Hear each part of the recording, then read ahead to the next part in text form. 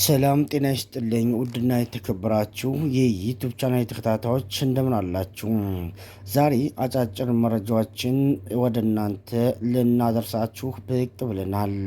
እንደሚታወቀው በኢራቅና በእስራኤል የተጀመረው ጦርነት 12ኛ ቀኑን አስቆጥሯል።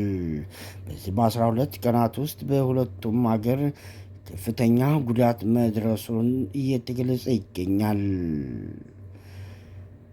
ከሁለት ቀን በፊት የኢራቅ የዩክሬን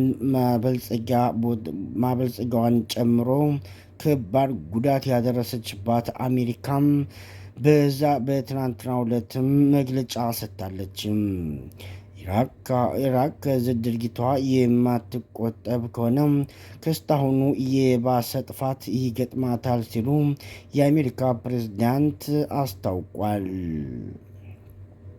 በበኩሉ የኢራቅ መንግስት አሜሪካን የሚደግፉ የትኛውም የአረብ ሀገራት የአሜሪካ የጦር ሰፈሮችን እንደምትደበድብ በትናንትናው ዕለት ገልጿል። በትናንትናው ዕለት እንደገለጸው የትኛውም የአሜሪካ ሰፈር ወይም ደግሞ የአሜሪካ የጦር ሰፈር ያለበት የትኛውም የአረብ ሀገሮችን እንደምትደበድብና እርምጃ እንደምትወስድም ገልጻለች።